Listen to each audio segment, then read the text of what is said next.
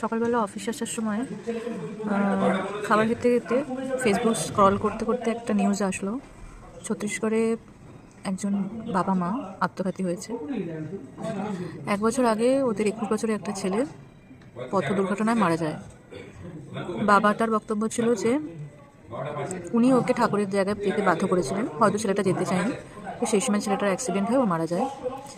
1 বছর পরে ওদের ছেলেটার বার্ষিকীর সময় বাবা মার মনে হয়েছে যে আমার জীবনে তো ছেলেটাই সৎ ছিল, ওকে ছেড়ে বেঁচে থাকার তো কোনো মানে নেই।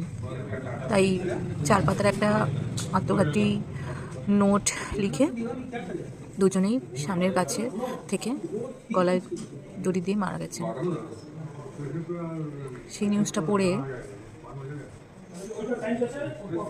এটা রিয়েলাইজেশন হলো যে রিয়েলাইজেশন অনেকদিন আগে থেকে সবারই হবে যাদের সন্তান আছে, যে সন্তানই আমাদের জীবনে বেঁচে থাকার আধার। সন্তান নেই তো আমরাও নেই। একজন মা, আমি জানি সন্তানের কিছু শরীর খারাপ হলে, সামান্য কিছু জ্বর হলেই আমাদের কতটা কষ্ট হয়, সারা রাত জেগে থাকি। সেই সন্তান, আমরা বেঁচে আছি, সেই সন্তান পৃথিবীতে নেই, এটা ভাবলে তো বেঁচে থাকার মানেই নেই।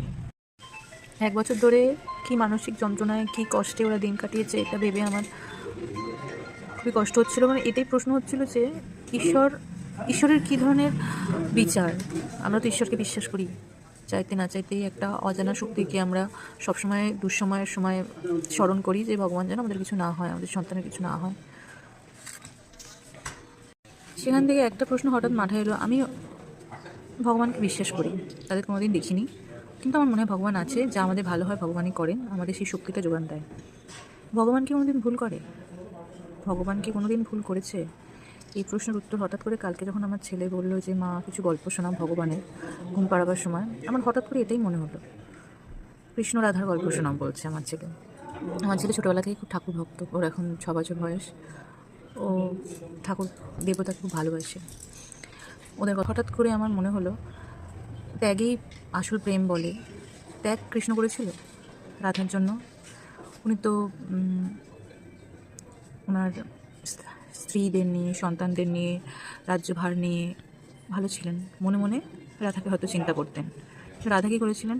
সব কিছু বিসর্জন দিয়ে যবে থেকে কৃষ্ণ চলে গিয়েছিল, শুধু কৃষ্ণকেই স্মরণ করে গিয়েছিল।